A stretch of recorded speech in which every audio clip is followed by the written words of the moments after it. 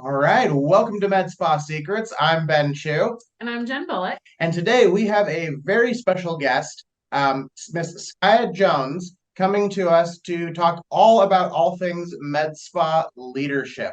Skya has had a huge amount of experience in the industry. I know that she's been a trainer with Allergan. She's worked with consulting several different med spas. Now she's over with Boulevard. Welcome, Skya, and can you kind of just tell before we jump into leadership, tell our viewers just a little bit about yourself and your background? Yeah, thank you so much for having me. I'm so excited to be on.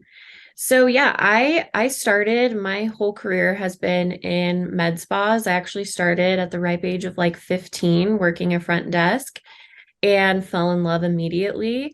I had aspirations of going to nursing school, but quickly fell in love with medical aesthetics and the business aspect of it and leadership aspect of it. So, after being a service provider for many years, I transitioned into a manager position. And from there, kind of grew into consulting and working with businesses on a larger scale. So, really, my passion is how can we make this industry as effective as possible and make it a really good experience for not only our clients, but also our staff and our employees. Because I think, you know, we all know there's a lack of resources for leadership and management in this industry. So it's really, really hard to meet both making it a great environment for clients, for staff, for owners, operators, all of those good things. So, yeah, super excited to be on today. That's amazing. I mean, leadership, what a topic, right? Yeah. I don't think, is that something they really cover in medical school at all? No, not at all. There was like a one single class, and it was just talking about a little bit of like how to do billing and things like that, which as a provider, it isn't even something that I would learn or need to know how to do. Uh, Right. there's a little bit of stuff about diagnosis, but like there isn't anything that really prepares you for how to run a business. And as provider trying to run my own business before you came in, it was not profitable. I had no idea how to track things. I didn't know how to manage staff. I didn't know how to hire people. I hired my friends. Oh, It yeah. isn't a lot to tell us how to do things. Yeah. Yeah, I think that's one thing too, working with injectors, providers, physicians, their their training comes from an aspect of being a service provider in the hospitals. They aren't training people to run businesses. They want you to be part of a bigger business. And so there really isn't anything to prepare people for, okay, I want to go open my own med spa or even my own medical practice. It's very much, okay, you got the training on how to be a provider, but now how do you apply that to a larger scale outside of the hospital or outside of a, primary care physician office? I really feel like, especially in aesthetic medicine, because it's kind of a cross between general like aesthetics. It's a spa, but it's not a spa. It's a medical practice. There's just a lot of overlap and I think confusion of what we're actually supposed to be doing, Yeah, right? I agree 100%. I always tell people when they're like, "Well, what is a med spa?" Like if you're talking to someone who's never had any treatments or services, they're like, "Oh, is it facials? Is it this? Is it that?" I always explain it as a blend between a high-end day spa and a medical practice. We have the treatments that are really effective and really backed by medicine, but we want to bring a client experience that is luxury, high-end. We don't want someone to feel like they're walking into a dermatologist's office in the 90s and filling out, paper forms and sitting in a very clinical setting. We want them to feel that luxury, right? So it's honestly a very hard blend because we have to deal with so many different aspects of interaction with the clients, with the service providers. So there's a lot to take into account.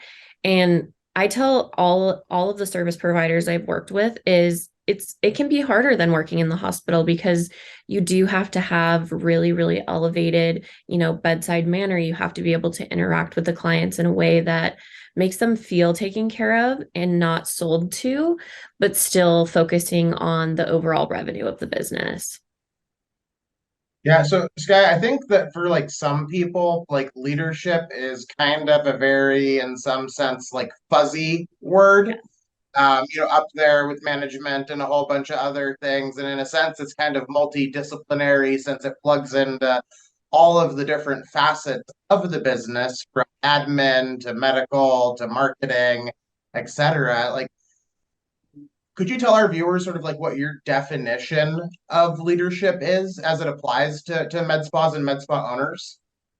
Yeah, honestly, I think of leadership as being any position that's going to be overseeing, mentoring, or really overall supporting other staff members. So if you're a lead for a cool sculpting department or you're the lead injector and you're going to be providing, in-office training, that really should be seen as a leadership role. And with that, I think one thing that I always tell the businesses I work with is you need to invest in those team members with things like, whether it's personality training. So going in and, understanding like a Myers-Briggs personality test, or strength finders is another really good one, where they can understand how to communicate with other personality types and a multitude of staff, because not everyone communicates the same way, and there really isn't training on that. So they come into these leadership roles and they might not know the best ways of how am I able to tell this injector, I need you to chart better, more, I need more details on your charting, without that coming across as blunt or in a way that's going to be ineffective to that injector. So I always, anytime I promoted anyone into a leadership role where they would be communicating, whether it's constructive feedback, positive feedback, I would have them take some sort of strength finders, personality tests, so they can identify different personality types and really understand what's the best way to work with that person. Learning how to communicate with the different personality types in a way that they can receive and effectively work with, right? Yeah. I mean, I think that's really what it comes down to with leadership and management is communication. If you have a manager who's maybe really good at what she does or he does, but they can't effectively communicate to the team, it creates a really, really negative dynamic. So if I'm not able to give my staff member constructive feedback and help push them to grow in their position, then I'm not doing my job as a leader. I need to be there to facilitate their growth overall, where that's providing constructive and positive feedback. And that's something I see a lot, especially physicians. I think physicians can sometimes be a little bit harder to communicate with because they're so used to the hospital setting or to the doctor's office setting. So it can be challenging for, medical assistants or estheticians or other staff to communicate with them in an effective way. So I find Allergan does the colors too, the colors test, which I love, but being able to identify, hey, this person's a really straightforward, blunt communicator. They're going to handle things just straightforward best versus like beating around the bush or being really like, more nurturing with it, things like that. So I always like understanding, okay, who are you communicating with and what's the best way to get the point across to them so they don't receive it in a way that you're not intending them to. That's amazing. Um, do you think there's any of a distinction between like the skill of leadership and the skill of management? Because one quote that has always really stuck with me was a quote from Jocko Willink's Extreme Ownership book. And it was really profound when I read it the first time. And it was that systems get managed and leadership is for people. So like what are your kind of thoughts on like the distinctions between like leadership and management and like how they work together but are different? Yeah, I love that. I think there is a really distinct difference with leaders versus managers. I think leaders usually generally have a passion for growing the staff or developing the staff overall, like a passion for the people. Whereas there are definitely managers that are just, okay, this is my role, this is my job. I'm going to make sure no one gets out of this box or outside of our parameters that we've set, but I'm not going to put anything extra into growing them. I I would always say if you own a business, you want someone who's passionate about leadership, managing and growing your team. If you're working with a manager who isn't passionate about the people, then it really brings more of a, hey, we're here 9 to 5. After that, that's not it. And we want people to buy into the business, not saying people don't have to have healthy work boundaries, but I think any small business, we need the whole team bought into the idea of we need to make this successful for all of us, or else it doesn't flow. So do you suggest, I know that we in the last couple of years started doing personality profiles for hiring, just to find the right staff that fit in the right roles. Is that something you doing as well? Yeah, so I think that's one of the first steps with hiring, especially service providers, is doing some sort of personality tests, whether that's Myers-Briggs or Strength Finder. So you can really identify, is this going to fill a need that we have? Is this the personality type that we want on our team? And is it going to work well with other staff members? Because there's this whole ecosystem we create, and we have to make sure anyone that we're bringing in is going to feed that ecosystem in a positive way and not create a rift. So I think it's well worth its money. I agree. We've definitely noticed in our practice for sure. Yeah, and I think it's always great too. I always like to do a working interview. I'm the type of person where I would rather have a longer hiring process and make sure I get the right candidate in versus just hiring out of need. So having them go through personality tests and then having them come in for a working interview where they can spend, 4 or 5 hours shadowing providers, meeting the staff, meeting the support staff like the medical assistants, whatever it may be. I really love doing that. And then at the end of the day, recapping with my team of, okay, what was your guys's like blunt feedback? What were you guys seeing from what you saw that I may have not seen in the interview process? Because honestly, in those kind of working interviews, I've had things called out to me that I would have never seen in a 45-minute or hour-long interview, right? So I love pulling the team in and making it feel more of like a team aspect. I love that because really it is everybody has to work with that person, right? So, and if Yeah. they're not a good fit, they're not a good fit, right? Exactly. And I may love them, they may look good on paper, but if they don't work well with my existing team and staff that I'm trying to develop and grow, I have to respect that and I have to honor that and make sure that they feel like I'm on their team too, and not just hiring someone because I love them and I think they're going to be a great fit, but hiring it because they're going to be a good fit for everybody in the business. I think that's super important, especially in a small practice, right? Where just one personality can either, elevate everybody or totally poison the soup, right? Yeah. Well, and even with providers, we can see their background on paper and we can see their experience on paper, but when they get in and they're shadowing in the treatment rooms, you know, I would always have my current providers kind of asking them questions about what technique were you doing with this or what are your favorite treatments.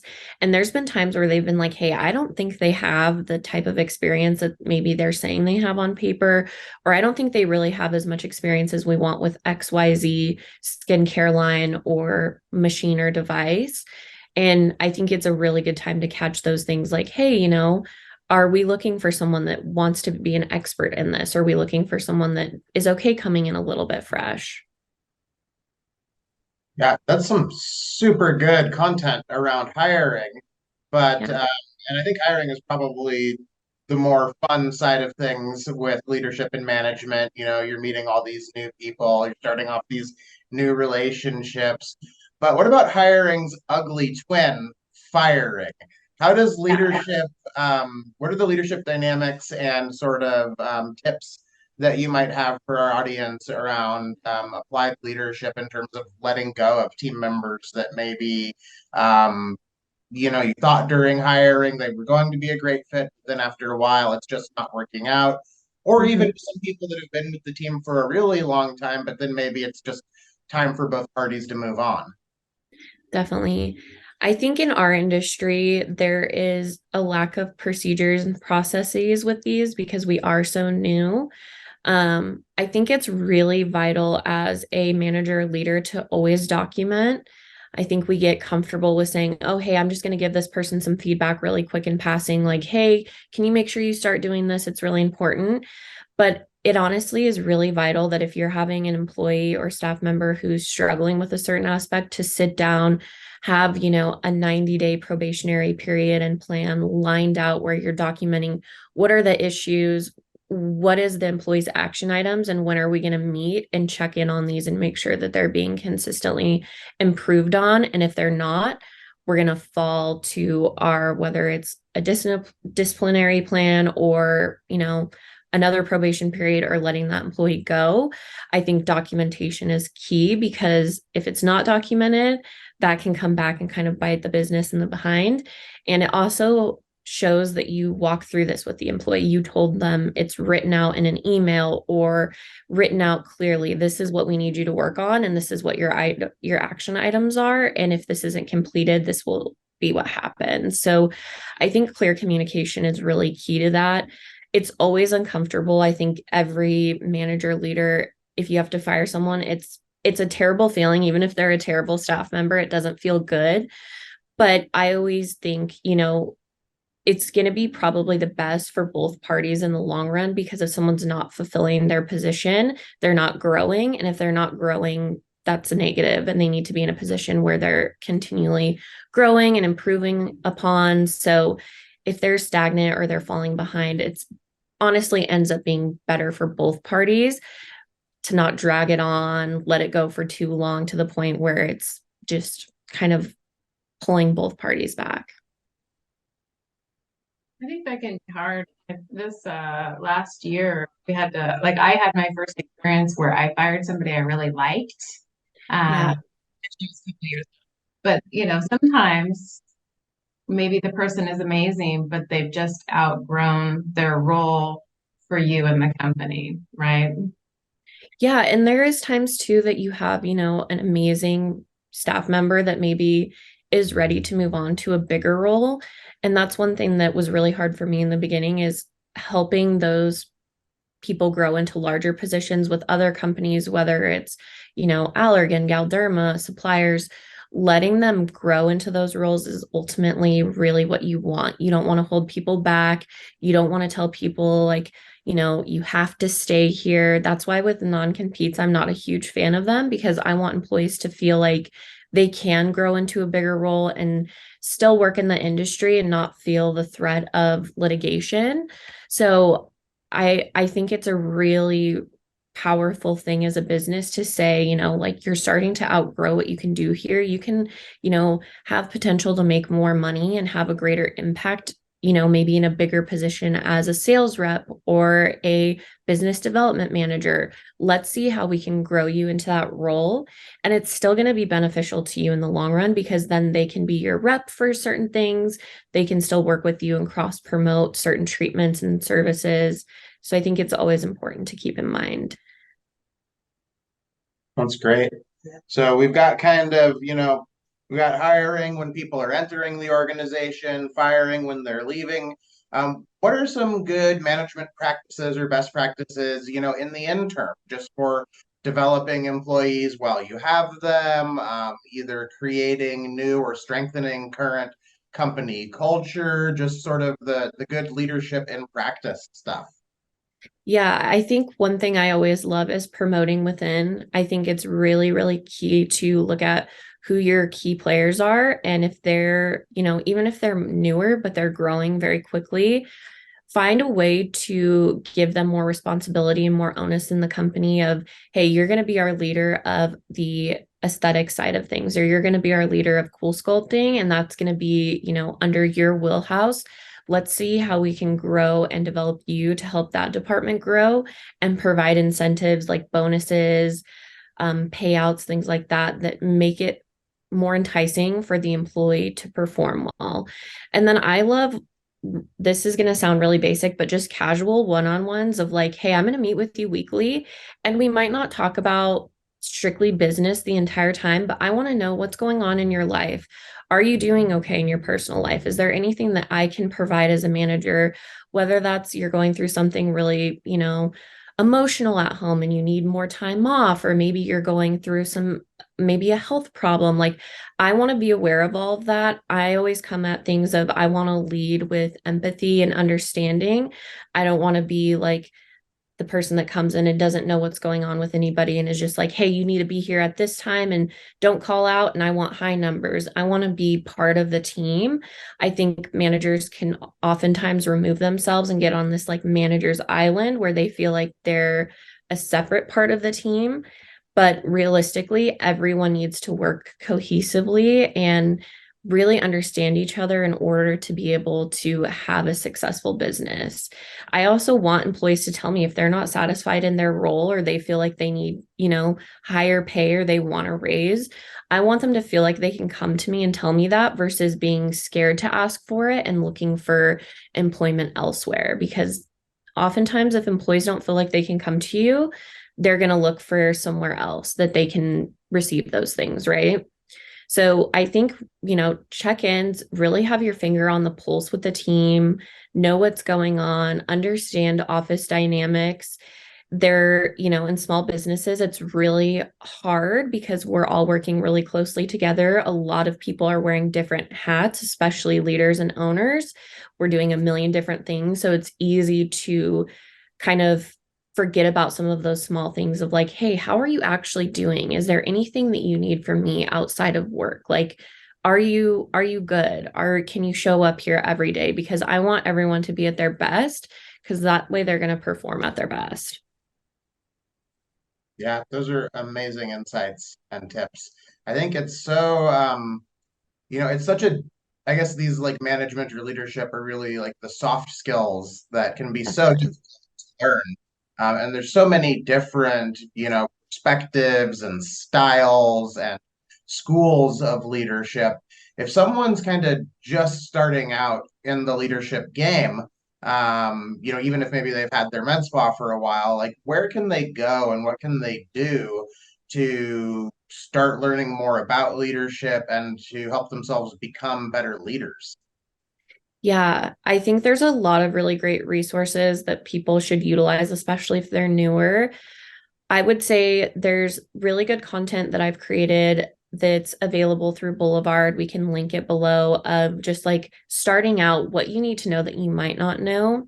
I also think attending trainings and conferences like the AM Spa boot camps or the annual medical spa show, anywhere where you can start not even just attending sessions, but networking with other med spas for support of like, hey, I had this situation come up with an employee and I've never dealt with it before. What do you guys do in this situation? Or what would your, protocol be for this? I think getting in the network of things is honestly one of the best ways to do it. And that's the only way I survived. When I started, it was, hey, you did really good at this. Now start leading this team. And there wasn't a class you can go attend to say, how do I manage a staff? It was really me being like, reaching out to my Allergan reps or to my other med spa owners that I had worked with in sessions at AM Spa or in trainings and being like, hey, what does this look like for you guys? Or what do you find is the most successful? And I think can become more of a collaboration, right? I don't want any other med spa owners or business managers to feel like they can't reach out to me, because the industry, we have a lot of clients. There's no need to be like super competitive with it. I think it can really be collaborative. And I think that's how most people are now. But yeah, really getting out there, networking, and then honestly looking online at AM Spa's website. They have a ton. That's what I used when I became a manager, is looking at their resources and then utilizing all of the different tools you use. So if you're using Allergan or Galderma, whatever it may be, using their tools for training your staff is huge, because your staff needs to understand, even if they're front desk, they need to know exactly how Botox works, what's the contraindications, anything that can come up on a phone call, so that they feel like experts when someone calls the front desk, right? So overall, training is big. Invest a lot of time in training and learning those resources and networking with those resources. We do that in our office also. Everybody attends. And I think as far as an owner, the biggest thing for me also has been the collaboration and the networking with other providers. I feel like a few years ago, it used to be like everybody was very competitive and it was like, staying in your own little corner and not sharing information. But like with social media And a lot of the trainings that are happening now, people are networking, they're connecting. There's, owners groups on Facebook. There's just so many conferences now, and the relationships either make or break your business. They do. And honestly, it's a service to your clients. If you're not able to perform a treatment, or let's say you have a client come in for a Botox consultation and really they need like a bleph, being able to refer to a local plastic surgeon or giving them, hey, this is where I would go, is so much more valuable than just saying, let's try it and see how it works, or you're just not a candidate overall. So I always tell med spas, work with your local plastic surgery offices, find someone who you really trust and who you're comfortable referring out to. And they're going to also be referring business into you when someone comes in and maybe they're more of a candidate for filler and Botox versus a facelift, whatever it may be. It's going to be like that symbiotic relationship. Yeah. Would you happen to have maybe a like 1 to 3 favorite leadership or management books off the top of your head that you could recommend to our audience? Maybe just kind of some starting points before they might be able to make it to, the next AmSpa boot camp or the next, medical aesthetics show or anything like that. Yeah, so I would say first thing I would do is actually take, if you haven't already, is take a couple personality tests. So Myers-Briggs is my favorite. It's the most popular, I would say. But there's free ones online and you can take it and kind of understand not only what your individual personality type is, but learn and read about the other personality types. And then books. I love, this isn't really like a leadership book, but I love The Nordstrom Way. It's one of the first books that I read when I got into med spa management. And I think what it really can do is bring a understanding of what is the overall idea that we're trying to bring to the client experience? How are we going to be able to make clients want to return? And so that's actually a book that I had all of my front desk and service providers read or look up the Spark Notes if they didn't want to read, because I think it gives a really good idea of the client experience, especially if they're coming from a medical experience or background where that wasn't the forefront of their concerns. Never Split the Difference is another one that I really like. That one, Allergan actually has all of their reps read, so it's more sales focused, but it is really good at kind of understanding the communication between someone trying to portray an idea or sell an idea, which sometimes leadership does feel a little bit like a sales position, right? We're trying to sell the idea of, we want you to buy into our business and help grow it and make it really successful. And we have to pose things in a way that make it beneficial for you as an employee. So I actually really like that one. And then I also have anyone who works in a sales position always read that. It's amazing for learning how to have successful consultations and not feel like a used car salesman vibe. But yeah. Great. Thank you for that. So this has been so amazing, and we're starting to come up against the end of the show. But before we run out of time, I would love for you to tell our audience about, where they can find you, where they can find out more about what you're doing, and a little bit about Boulevard, where you're currently at. Yeah, definitely. So LinkedIn, I'm on LinkedIn and I repost all of our content through Boulevard. Boulevard is a client experience platform that I work as a education manager and consultant for. So we have a lot of really great content on our website as well, which is joinblvd.com. And we have things like 5 things you need to know as a med spa manager. We have med spa management guides. So there's a lot of really good resources on there. And then our Instagram, Join BLVD, we have a lot of fun reels, TikToks, stuff like that that we post that are just little like snippets of our content. But yeah, that's us. That's great. Thank you so much for today, Skya.